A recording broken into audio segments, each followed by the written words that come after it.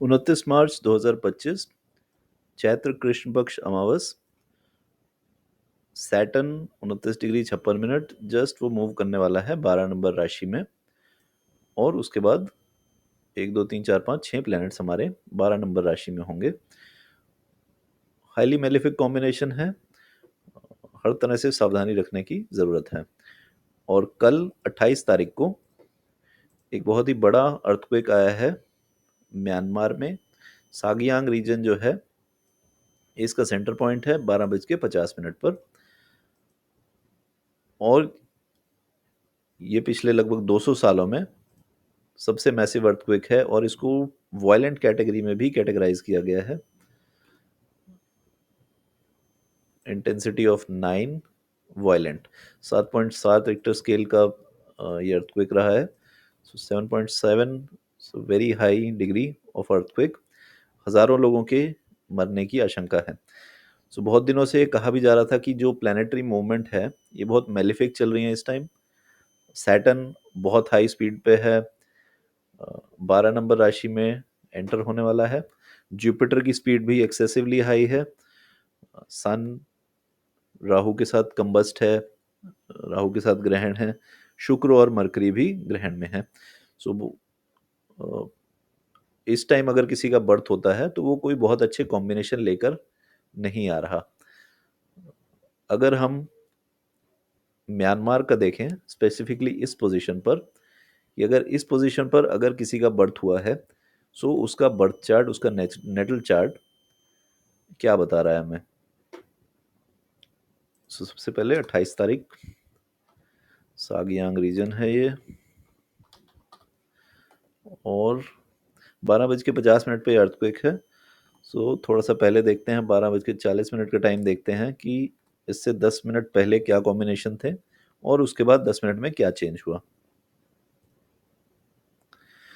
सो ये कॉम्बिनेशन है हमारे 12:40 पर, अर्थक्वेक से 10 मिनट पहले।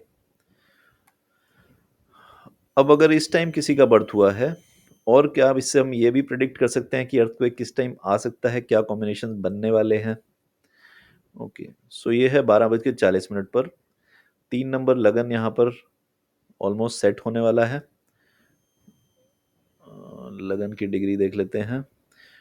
लगन हमारा 28 डिग्री 6 मिनट का है, यानी ये लगन बदलने वाला है। 4 नंबर राशि में 4 नंबर राशि का लगन आने वाला है। 2 डिग्री का फर्क है यहाँ पर।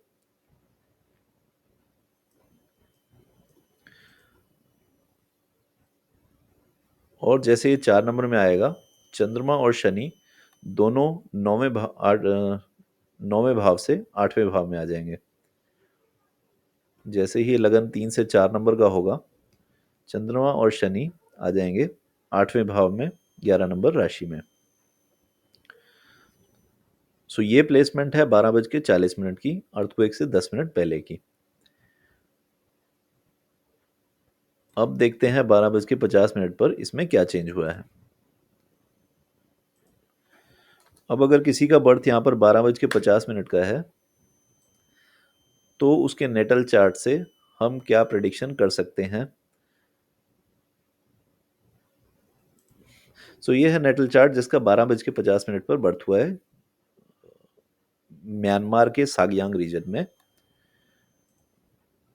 सो क्योंकि प्लैनेट्स ऑलरेडी मेलिफिक चल रहे हैं तो किसी भी लगन में हो, लेकिन कोई बहुत अच्छा आप चार्ट लेकर नहीं बर्थ हो रहा इस टाइम, क्योंकि प्लैनेट्स इन जनरल मेलिफिक हैं। सो वो किसी ना किसी भाव में मिलेंगे। 1 से 12 तक किसी ना किसी भाव में ये मेलिफिक प्लैनेट्स मिलेंगे। जिस भाव में मिलेंगे उस भाव में परेशानी रहेगी। लेकिन स्पेसिफिकली अगर हम इस अर्थक्वेक को देखें जो 12:50 पर आया है इस रीजन में, तो इस रीजन के लैटिट्यूड और लॉन्गिट्यूड के अकॉर्डिंग ये है 12:50 का लगन चार्ट। 4 नंबर का लगन है, मून है लगन लॉर्ड, और लगन लॉर्ड चला गया है 8वें घर में, जो घर है डेथ और ट्रांसफॉर्मेशन का। मून इस टाइम 8th हाउस में है। मून अगर बर्थ के टाइम 8th हाउस में होता है, चाहे वो किसी भी राशि में हो, लगन लॉर्ड नहीं भी हो, अगर मून 8th हाउस में है तो वो ये इंडिकेट करता है कि जो बर्थ है उसमें मेडिकल असिस्टेंस की ज़रूरत पड़ेगी, या बर्थ के बाद कोई प्रॉब्लम होगी, मेडिकल प्रॉब्लम होगी, या आयु कम रह सकती है। सो अगर मून मेलिफिक है, 8th हाउस में है at the time of birth, so ये इंडिकेट करता है कि बर्थ के टाइम प्रॉब्लम है, आयु कम भी हो सकती है। इस केस में लगन लॉर्ड ही चंद्रमा है और लगन लॉर्ड पहुंच गया है हमारा 8वें घर में। एक और रूल ऑफ थंब है हमारा कि अगर लगन लॉर्ड स्ट्रांग है और 8th हाउस वीक है तो आयु लंबी है। अगर लगन वीक है और 8th हाउस स्ट्रांग है तो आयु छोटी है। इस चार्ट में लगन लॉर्ड है 8th हाउस में, चंद्रमा पोजिशनली डेबिलिटेटेड है, मून 8th हाउस में डेबिलिटेट हो जाता है। सैटर्न यहाँ पर पूरा स्ट्रांग है क्योंकि 8th हाउस है, हिडन हाउस है, तो यहाँ पर पोजिशनल स्ट्रेंथ है इसके पास, डायरेक्शनल स्ट्रेंथ है। स्पीड शनि के पास इस टाइम बहुत ज़्यादा है, सो शनि पूरा स्ट्रांग है। शनि की जो स्पीड है इस टाइम 7 मिनट की स्पीड से मूव कर रहा है, 2 मिनट पर डे मूवमेंट है शनि की नॉर्मल स्पीड। इस टाइम जो मूवमेंट है, सो चेष्टा बल है शनि का इस टाइम सबसे ज़्यादा है, सभी प्लैनेट्स में सबसे ज़्यादा चेष्टा बल है। सो शनि इस टाइम बहुत स्ट्रांग है और उसके साथ ही वो पहुंच गया है 8वें घर में, जो उसको डायरेक्शनल स्ट्रेंथ भी दे रहा है। मून पूरी तरह से वीक है तो लगन हमारा पूरी तरह से वीक है। सैटर्न पूरी तरह से स्ट्रांग है, 8th हाउस पूरा स्ट्रांग है, लगन पूरा वीक है। सो बर्थ के टाइम ये प्रॉब्लम यहाँ पे इंडिकेट कर रहा है। सो ये तो है लगन जो हमें बता रहा है कि बर्थ के टाइम ही प्रॉब्लम है, मेजर प्रॉब्लम है और आयु छोटी रह सकती है। इसके बाद चौथा भाव सुख स्थान, घर का भाव। सुख स्थान का स्वामी चला गया है 9वें भाव में, शुक्र रेट्रोग्रेड होके राहु के साथ बैठा है, रेट्रोग्रेड चल रहा है। सो यहाँ भी प्रॉब्लम है, सुख नहीं मिल रहा घर का, आगे नहीं मिलने वाला।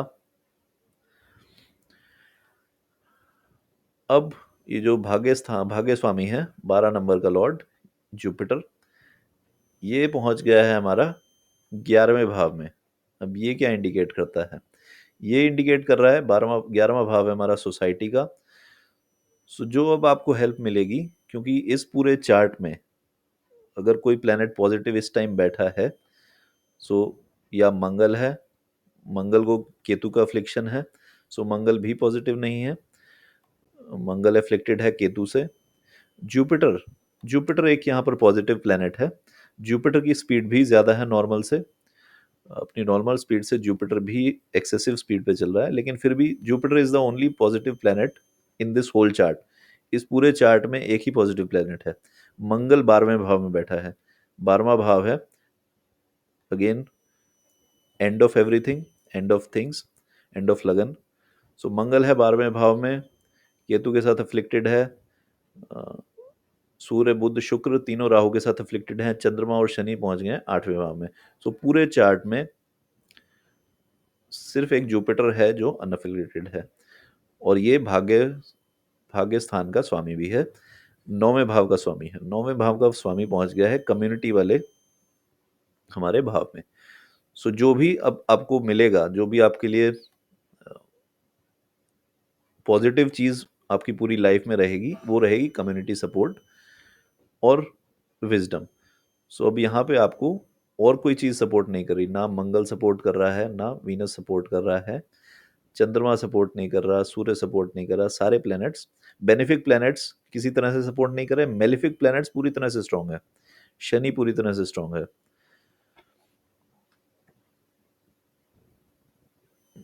सो ये है बर्थ चार्ट।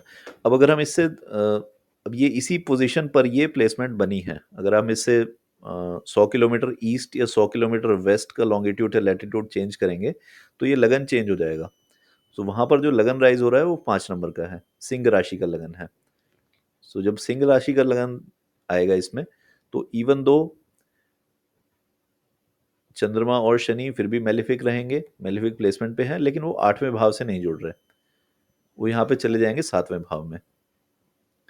सो ये जो प्लेसमेंट है ये यूनिक है इसी पॉइंट पर, ये प्लेसमेंट इसी पॉइंट पर ही बन रही थी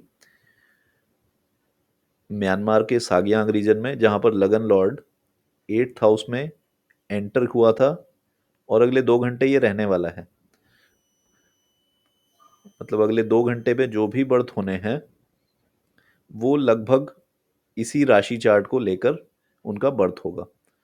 चेंज हो सकती है उनकी डिग्री, क्योंकि 30 डिग्री में जितना वो मूव करेंगे उसके अकॉर्डिंग डिग्री चेंज हो सकती है।